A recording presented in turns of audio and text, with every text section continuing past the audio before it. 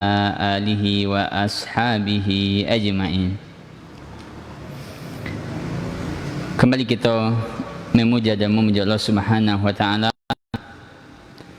atas segala nikmat dan karunia yang Allah berikan. Dan tentu Bapak Ibu, syariat Islam merupakan karunia Allah yang paling besar dalam hidup manusia. Dan tentu kaum muslimin. Syariat Islam menjadi sebab kebaikan bagi seluruh kaum muslimin dan termasuk seluruh manusia. Karena syariat Islam, Bapak Ibu, sifatnya apa? Menjaga, memelihara. Makanya dalam bahasan para fuqaha ada namanya kulliyatu khams. Ada 5 hal pokok yang dijaga di dalam Islam.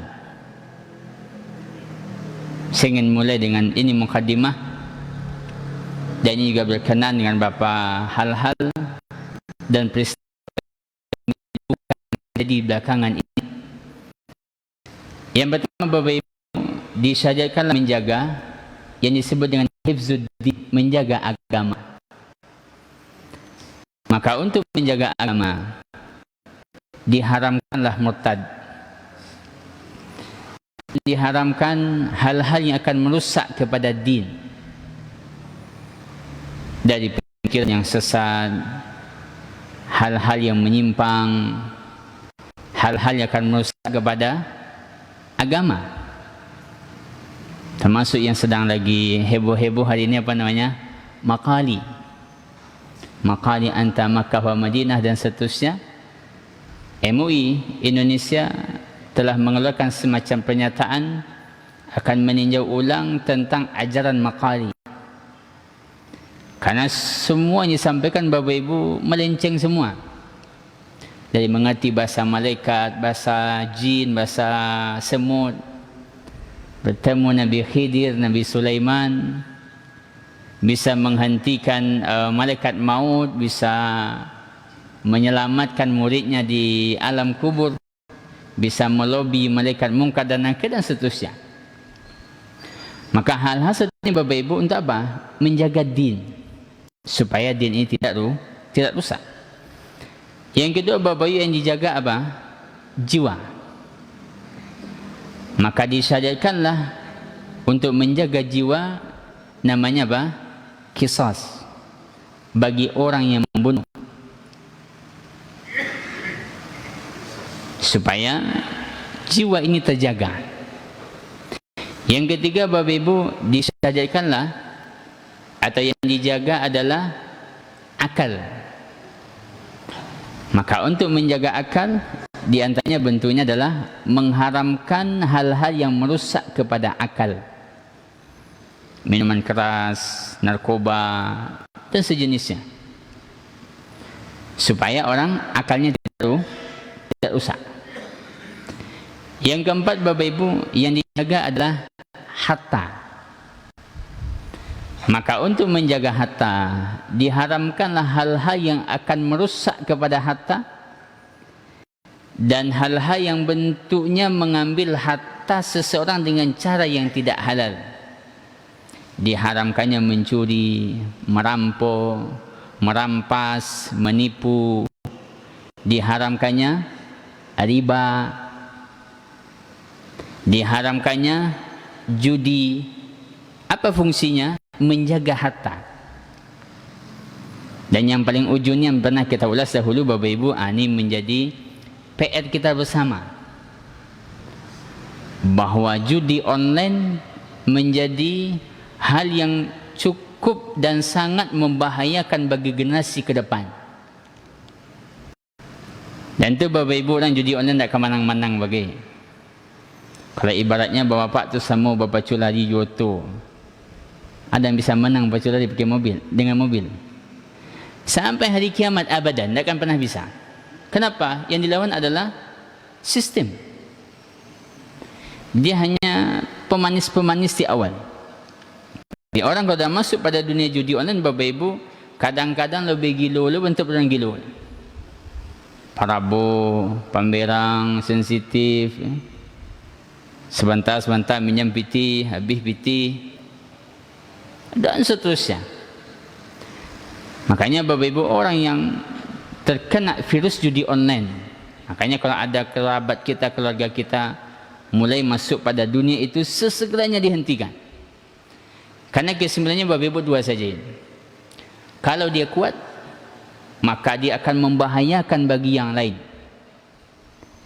Kalau dia kuat, dia akan membahayakan. Mungkin nanti ayahnya akan digoroknya, mungkin nanti kawannya akan dibakarnya, mungkin nanti ibunya akan dibunuhnya, dan seterusnya. Kalau dia kuat, kalau dia lemah, maka orang akan menurunkan dia dari tali gantungan. Hanya bunuh diri dia. Saya baik sore cik, saya tak mampu bayar hutang juga segala macam, beban hidup segala macam, bunuh diri. Dan itu dua-duanya kita lihat, dua-duanya kita perhatikan. Makanya Bapak Ibu rahmatullah subhanahu wa ta'ala, kenapa diharamkan judi? Karena memang dia mengambil atau menghabiskan harta orang dengan cara yang tidak halal. Baik yang membuat program judi, niatnya sama, supaya hanya Bapak Ibu goyang-goyang kaki dapat piti banyak. Dan main judi itu juga niatnya, hanya dengan menggesek-gesek saja menang langsung, set, menang 1,000, set, kalah 1,000, set, kalah 1,000, dan seterusnya. Karena dalam pikirannya apa? Supaya dia dapat uang dengan caramu. Padahal Bapak Ibu, sebenarnya tidak mudah itu caranya, bikin pusing segala macam, angan-angan. Tapi karena syaitan mewaswaskan, raso-raso kalau mak, raso-raso kamu menang, yang menang tidak kunjung datang. Baik, itu yang keempat. Yang kelima, Bapak Ibu rahmatullah subhanahu wa ta'ala, menjaga kehormatan. Maka diharamkanlah namanya menuduh wanita baik-baik berzina, qazaf namanya, itu dosa besar. Atau bentuk menjaga kehormatan, maka kaum ibu termasuk kaum bapak diperintahkan untuk apa? Menutup aurat. Itu untuk menjaga kehormatan. Maka dilaranglah laki-laki dan perempuan campur baur pada hal yang tidak dibolehkan syariat. Kenapa? Dia akan merusak kehormatan kepada kaum wanita dan juga tentu laki-laki. Maka tidak boleh misalnya bapak sapan pagi je bini orang, makan siang je laki orang, merusak kehormatan. Merusak kehormatan. Bersayang-sayang je laki orang. Saya pernah masuk sebuah kantor Bapak Ibu, kantor. Lalu datang seseorang pegawainya, apa dibilang pada pegawai lain? Saya, tolong beri surat cik. Wak tahu aku nak bini tu. Cuma ingat bapak, rusak. Dia bini orang masih sayang. Merusak apa? Kehormatan. Dan sebagian menambahkan yang terakhir Bapak Ibu adalah menjaga nasab. Menjaga nasab dengan apa? Mengharamkan zina dan hal-hal yang akan menyebabkan terjadinya zina, dan hal-hal yang berhubungan dengan zina, selingkuh, pacaran, apalagi LGBT, apa lagi? Dan yang ibu yang LGBT ini, atau tugas berat kita bersama, tugas berat kita bersama. Dinas Pendidikan, Dinas Kesehatan kota kita ini Bapak Ibu mengeluarkan rilis beberapa waktu yang lalu. Angka LGBT di kampung kita kok di angka 600 orang lebih. Angka berapa Pak? La haula wala quwata illa billah. LGBT itu memang Bapak Ibu kan sama beberapa waktu yang lalu salah satu kota atau kabupaten di Sumatera Barat, apa-apa tertangkap homo di masjid. Dan Sumatera Barat kita ini Bapak Ibu sedang tidak sehat. Sangat-sangat sedang tidak sehat. Sangat-sangat tidak sehat. Lemas kita membaca beritanya. Kadang-kadang keluar himato gitu, kadang ke dalam jatuh himato. Sumatera Barat. Dari beberapa bulan kebelakangan, semenjak musim-musim Galodo, dari anak-anak yang tertangkap berzina, amai-amai yang tertangkap bampok, apa-apa nan homo dalam masjid, amak-amak, berapa orang amak-amak yang mengurung anak bujang di rumahnya. Berjalan waktu Bapak Ibu terus melatih tadi. Apa-apa nak memperkosa anak kandungnya, nan atuk-atuk memperkosa nenek-nenek. La haula wala quwata illa billah. Kampung awak adat bersandi syarat, syarat bersandi kitabullah. Tapi beritanya melatih-latih Bapak Ibu, melatih-latih lagi kepala awak. Yang guru agama melecehkan muridnya. Dan ini Bapak Ibu, kalau korban hari ini, suatu saat dia akan berpotensi menjadi pelaku di masa mendatang. Makanya kalau saya jadi korban Bapak Ibu, mesti hati-hati menjaga. Karena dia suatu saat berpotensi besar menjadi pelaku. Makanya syariat mengatakan pelaku dan korban dua-duanya. Itu syariat. Tapi kan tentu tidak mungkin itu diberlakukan, karena itu haknya negara. Belum berapa lama Bapak Ibu, di provinsi tetangga Semarang, Detek, Samping di bawah, kejadian sama. Salah satu kepala sekolah Islam melecehkan berapa orang muridnya, di penjara sekarang.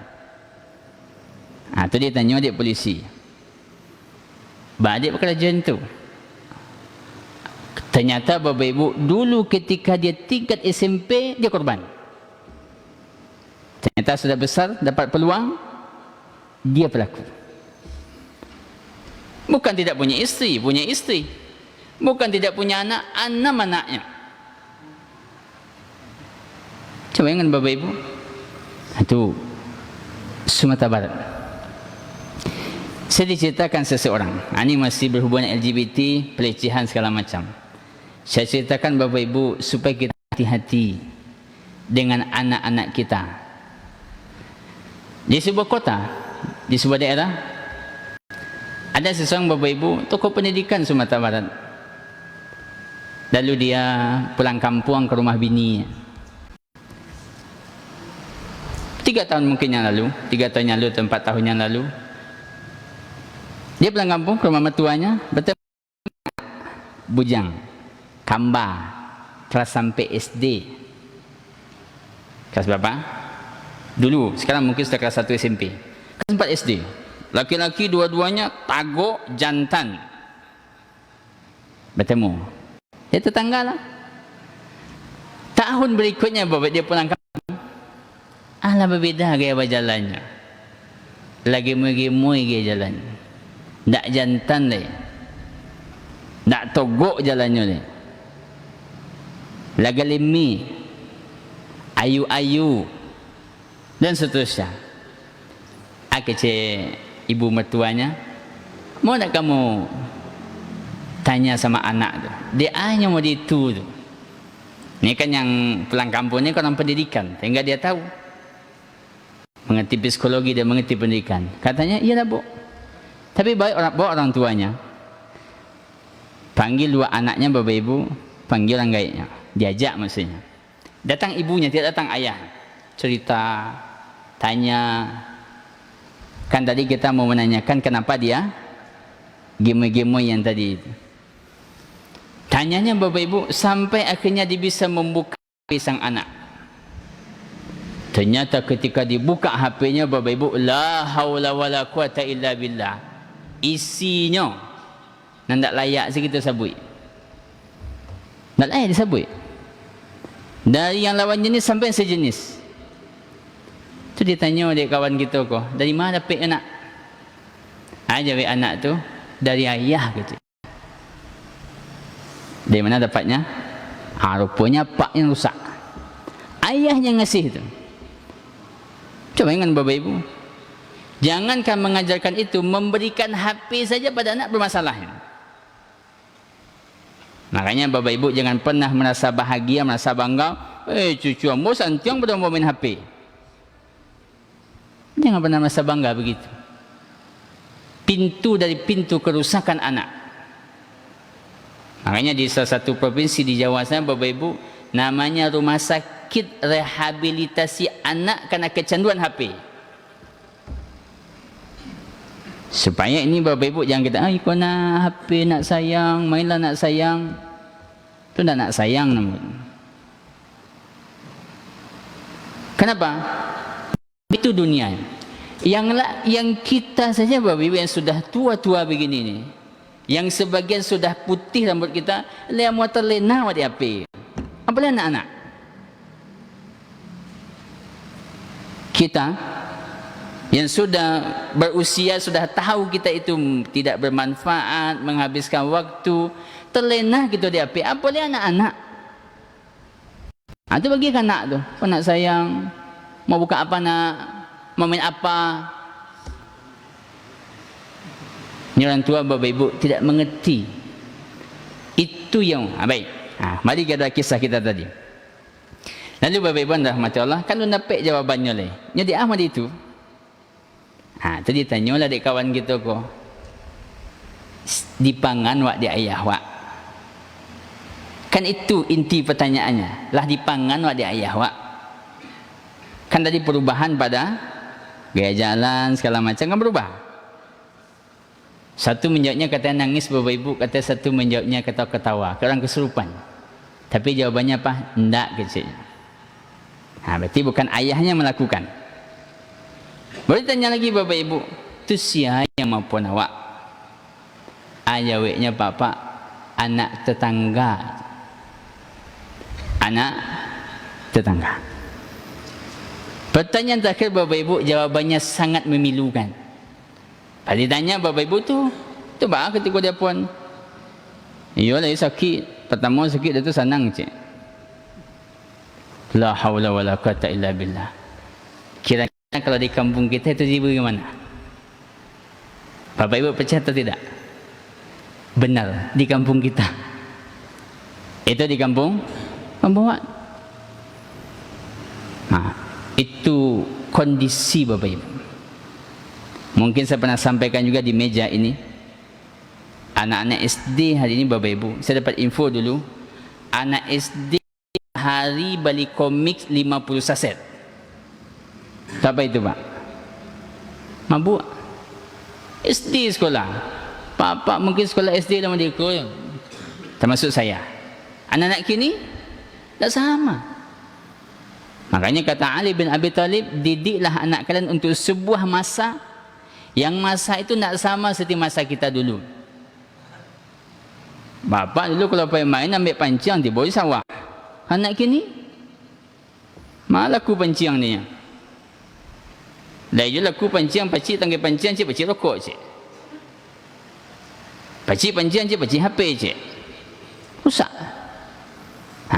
Artinya Bapak ini kondisi. Maka kembali kepada yang tadi bahawa di dalam Islam maka dijagalah nasab supaya tidak rusak. Diharamkanlah zina, selingkuh, pacaran, LGBT dan segala macam. Dan yang sisi yang terakhir ni Bapak Ibu, ini PR kita bersama. PR kita bersama. Saya mungkin pernah kisahkan Bapak Ibu, salah satu pegawai di sebuah tempat bekerja yang tidak jauh dari pasar kita ini dikaja bencong malam-malam. Jadi dia mau pergi kerja, dia mau pergi makan malam di tempat dia piket bekerja arah pasar. Pulang Bapak Ibu susah ngok pulang. Ini laki-laki tanya di kawannya dia, siapa mengajar? Jawabnya, Bencong. Itu di kampung kita. Makanya Bapak Ibu rahmatullah subhanahu wa ta'ala, hal-hal yang seperti ini malu sebenarnya kita berbicara. Mencabik baju di dada kecil orang, mana puak air di dulang. Tapi itulah kondisi yang ada, baik Sumatera Barat secara umum, Minangkabau, atau Payakumbuh secara khusus. Kampung kita ini Bapak Ibu, kata orang nogori siang malam. Kok kau makan lomak pula ke Payakumbuh. Dari makan halal sampai makan kampung awak.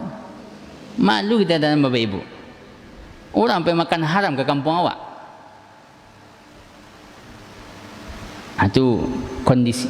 Dan itu memang Bapak Ibu indikasinya mengarah ke situ.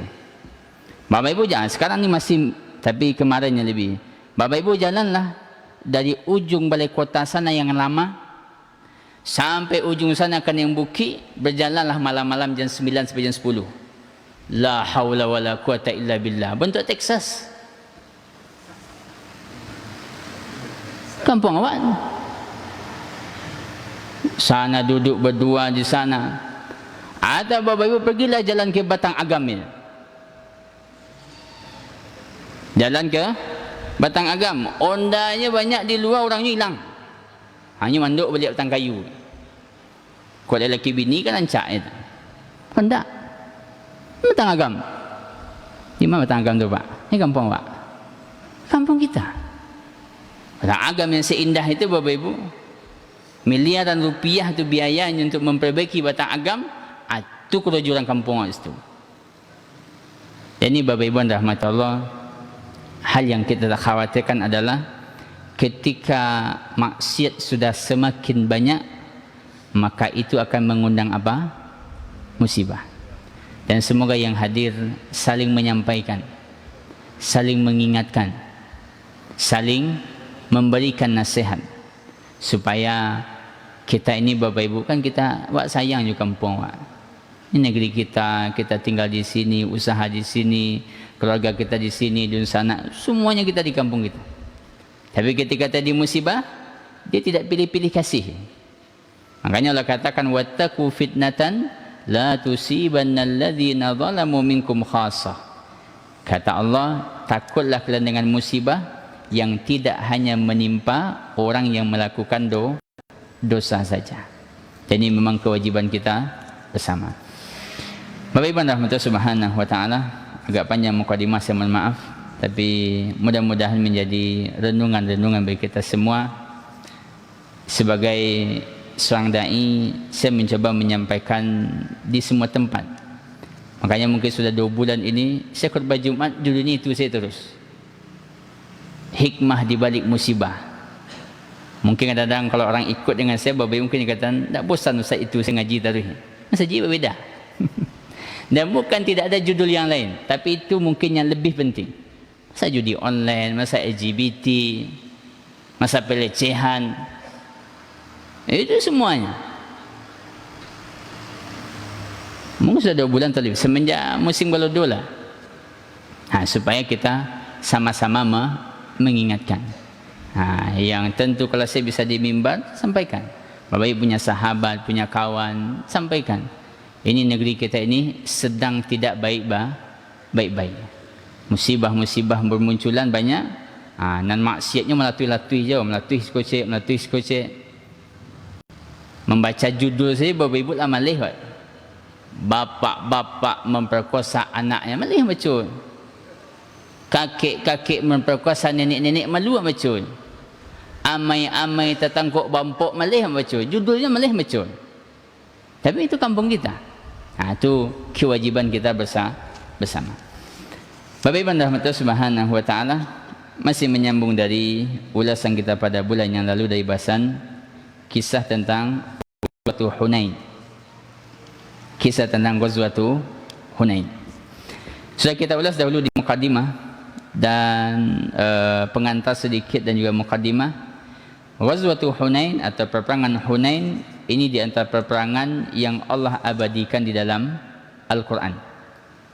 Kata Allah, wa yawma Hunainin, dan tatkala terjadi perang Hunain. Ini peperangan Bapak Ibu terjadi berapa waktu, atau mungkin tidak sampai berapa bulan lah, dari Ramadan Fatu Makkah ke bulan Zulqa'dah, hanya lewat sebulan.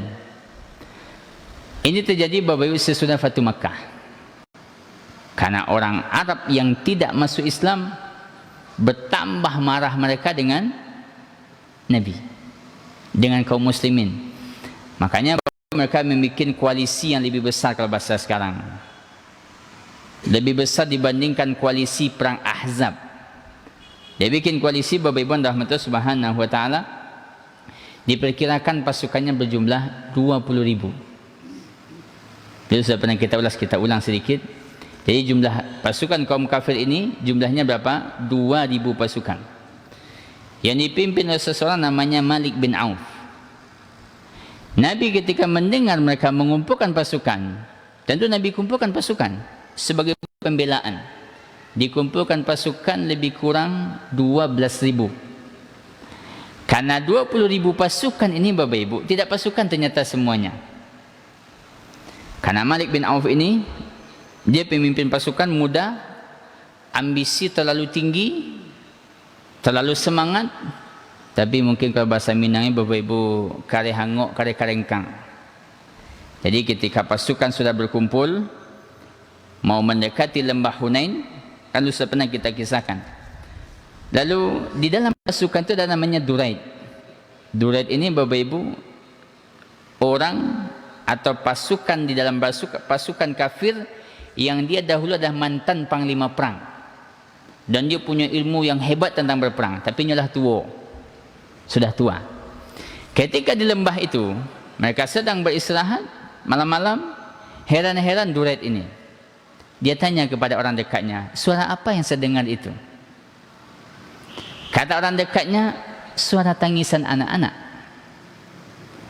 suara kambing mengembek. Lalu kata Duraid, badik bawa anak-anak kamari, badik sebanyak itu membawa kambing. Kan kebutuhan berperang tidak sebanyak itu, kenapa sampai puluhan ribu membawa kambing? Apa kata Malik bin Auf? Dia punya ide. Apa idenya Bapak Ibu? Dia bawa pasukan lengkap dengan istri dan anak-anaknya dan hartanya. Jadi bukan hanya pasukan yang dalam barisan pasukan, sadonya bawa, rumahnya sudah bawa, anak-anaknya bawa, sampai yang bayi pun bawa, kambingnya bawa, kalau dia punya kambing, dombanya bawa, emasnya bawa semuanya. Karena dia punya pikiran, kalau orang ketika pergi berperang di belakangnya adalah hartanya, maka dia akan lebih semangat dan lebih berjuang keras. Walaupun dalam teori perang kan tidak begitu sebenarnya Bapak Ibu. Apa gunanya bawa istri? Tak pandai macam senjata. Apalah nak bayi? Itu memang terjadi kekalahan besar bagi orang kafir. Lalu kata Duraid kepada orang, karena dia sudah buta, sudah tua, sudah buta. Dia katakan, tolong pertemukan saya dengan Malik bin Auf. Tolong pertemukan saya dengan komandan panglima perang.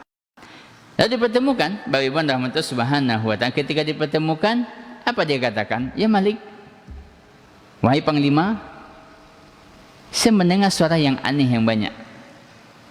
Kenapa anda bawa? Mungkin begitulah bahasa kita. Yang namanya Malik bin Auf yang tadi kita sebut, keras kepala, kare-karengkang, kare-angok juga, ambisi berlebihan. Apa dia katakan? Duraid, anda itu sudah tua, dan akal anda sudah tua juga. Padahal kan akalnya tidak tua, yang tua apa? Badannya. Dia masih sudah lemah, sudah tua, sudah buta. Lalu kata, saya tidak akan dengarkan nasihat anda. Karena dia panglima, Bapak Ibu, ya sudah. Akhirnya Duraid mundur, ya sudah. Dan sampai ada sebagian pasukan yang pulang walaupun tidak banyak. Akhirnya Bapak Ibu rahmatullah subhanahu wa ta'ala, berangkatlah pasukan. Pasukan kaum muslimin lebih kurang 12.000. Pasukan kafir, jumlah semuanya, istri dan anak-anaknya 20.000 lebih kurang. Lalu Bapak Ibu rahmatullah subhanahu wa ta'ala, Di dalam perjalanan pasukan kaum muslimin, Bapak Ibu, karena sebagian besar ini adalah sahabat yang baru masuk Islam, maka Nabi menemukan beberapa ujian-ujian dalam perjalanan. Yang pertama, apa yang ditemukan Nabi SAW? Salah satu atau di antara pasukan ada yang mengatakan, apa katanya? Kita hari ini tidak akan pernah kalah oleh jumlah. Karena secara jumlah mungkin berimbang-imbang lah. Cuma mereka berlebihnya karena istri dan anak-anak. Kan 12.000 banyak. Mendengar itu, Bapak Ibu, Nabi tidak nyaman mendengar. Karena di dalam Islam, kemenangan siapa mendatangkan? Allah. Tidak karena jumlah yang banyak, tidak karena kelengkapan senjata, tidak hanya karena strategi saja, tapi dimenangkan oleh apa? Izin Allah Subhanahu wa taala. Nah, jadi pasukan-pasukan yang baru ini, Bapak Ibu, itu kata mereka, kita tidak akan kalah di jumlah, kita menang. Nah, itu membuat Nabi tidak nyaman dengan itu ungkapan. Berjalan terus, Bapak Ibu, dalam Allah Subhanahu wa taala. Wa fi tariqihim ila Hunain. Masih dalam perjalanan, pasukan Bapak Ibu melihat sebuah pohon hijau yang besar. Sidrah azimah khadra, yang bernama, Bapak Ibu, Zatu Anwad. Di tengah perjalanan nampak pohon yang diagungkan oleh orang Arab jahiliyah, orang musyrik. Kalau bahasa kitanya pohon apa tu? Angker. Pohon batuah. Pohon apa? Sakti, ya, pohon sakti. Namanya Zatu Anwad. Namanya Zatu Anwad. Kanatil Arab tu'alliqu 'alaiha aslihatahum. Orang Arab, Bapak Ibu, di situ cari berkah, ngalap berkah bahasa sekarang. Mereka menggantungkan pedang situ supaya menang, gantung pedang situ. Wa yazbahuna 'indaha, mereka menyembelih di situ. Mereka tawaf di situ, mereka memberikan sesembahan dan seterusnya. Ia sudah seperti mereka jadikan berhala. Sudah seperti mereka jadikan berhala. Secara fungsi seperti berhala, tapi dia pohon yang besar. Dan ini tentu, Bapak Ibu, hal yang menjadi bahagian utama dari dakwah Islam untuk menghancurkan apa? Segala bentuk jenis kesyirikan. Karena dalam Islam, Bapak Ibu, pohon tidak bisa memberikan manfaat dan mudarat. Pohon tidak bisa mendatangkan berkah. Pohon tidak bisa memberikan kebaikan atau menghilangkan keburukan. Faqala ba'du ahli al-jaysh li Rasulillah. Lalu, Bapak Ibu, karena pasukan ini sebagainya masih mu'allafatu qulubuhum, masih baru-baru masuk Islam, apa kata mereka pada Nabi? Ij'al lana zata anwad. Ya Rasulullah, carianlah kami pohon yang sekadang kocek, yang bisa pula kami menggantung pedang di situ, iktikaf di situ, solat di situ, berdoa di situ, menyembelih di situ, dan seterusnya. Kama lahum zatu anwad, sebagaimana orang kafir, orang musyrik, orang Arab zaman dulu punya pohon namanya Zatu Anwad. Mendengar itu, Bapak Ibu, Nabi marah. Apa kata Nabi alaihi salatu wassalam? Kata Nabi alaihi salatu wassalam, Allahu Akbar. Ini suasana, Bapak Ibu, serampai parang. Yang ini apa kerjanya? Ambil masalah saja. Kapai parang. Apa kata Nabi? Qultum wallazi nafsi Muhammadin biyadih. Kata Nabi SAW, demi Allah, kama qala qaumi Musa, kaum Musa, kalian telah mengatakan persis kayak ucapan kaumnya Nabi Musa, Bani Israel. Seperti Bani Israel yang bertanya berlebih, ngeyelnya banyak. Itu kan karakter-karakter orang Bani Israel. Bertanya, Bapak Ibu, tidak untuk meminta informasi, tapi bertanya Baal supaya tidak mengerajun perintah. Sebagaimana kisah penyembelihan anak sapi. Kata Allah Subhanahu wa taala, izbahu baqarah, sembelih sapi. Tanya banyak tanyanya, warnanya, pernah membajak atau tidak, Sebenarnya Bapak Ibu dia bukan untuk mencari informasi itu. Dia pengen supaya tidak mau mengerjakan. Tapi kilahnya banyak. Kan ada kisah ketika Nabi Musa berkhutbah. Kecilnya kan Nabi Musa, sianan pelan santiang di muka bumi ku wahai Musa. Itu kan kisah dalam Surah Al-Kahfi itu. Ketika Musa disuruh menuntut ilmu. Atau kisah menjala ikan. Yaumul Sabt, hari Sabtu itu hari agung bagi kaum Nabi Musa. Lalu Nabi Musa katakan tidak boleh menjala ikan hari Sabtu. Tidak boleh menjala ikan jadi. Apa kata Bani Israel? Tidak nak hari Sabtu. Nyolatan jalur hari Jumaat. Panen hari Ahad. Kapan panen jalannya bekerja? Sabtu. Artinya bapa. So itulah kira-kira kaum Nabi Musa. Lalu apa kata Nabi SAW? Kalian telah mengatakan persis kayak perkataan kaumnya Nabi Musa. Apa kata kaum Nabi Musa kepada Nabi Musa? Ij'al lana ilahan kama lahum alihah. Kata mereka, wahai Musa, buatkan kami patung anak sapi sebagaimana mereka punya patung anak sapi. Lalu kata Nabi SAW, qala innakum qaumun tajhalun. Kata Nabi, ini pekerjaan orang bodoh, orang tidak mengerti. Padahal ini Bapak Ibu yang mereka minta semuanya apa? Dari kesyirikan semua. Pintu kesyirikan. Kalau sudah ada pohon besarnya, ujungnya apa? Kesyirikan juga. Menggantung di situ, wukuf di situ, iktikaf di situ, menyembelih, ibadah semua di situ. Lalu kata Nabi SAW, innahas sunan la tarkabunna sanana man kana qablakum. Tapi hidup tu begitulah. Dia perjalanan waktu. Dalam hadis lain kata Nabi SAW, kalian akan mengikuti sunnah yang buruk dari kaum-kaum sebelum kalian. Sampai mereka masuk lubang biawak, kalian masuk. Ditanya sahabat, siapa Rasulullah? Siapa lagi kalau bukan Yahudi dan Nasara? Ini kan Bapak Ibu, mereka ingin juga ikut kebiasaan kaumnya Nabimu. Dan apa yang kita lihat hari ini Bapak Ibu kan sebagian begitu. Dari kebiasaan-kebiasaan, hanyalah pengulangan sejarah, termasuk LGBT. Dia hanya pengulangan sejarah dari sejarah Nabi Lut alaihissalam. Hanya apa yang dilakukan oleh kaum homo hari ini, gaya-gaya kaum homo, itu gaya-gaya bahwa sudah ada di zaman Nabi Lut.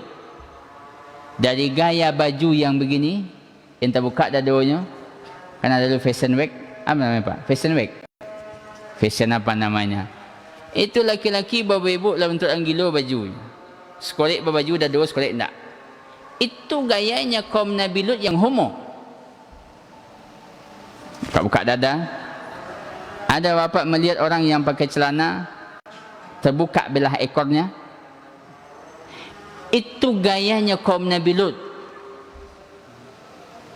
Itu bukan gaya kemarin sore.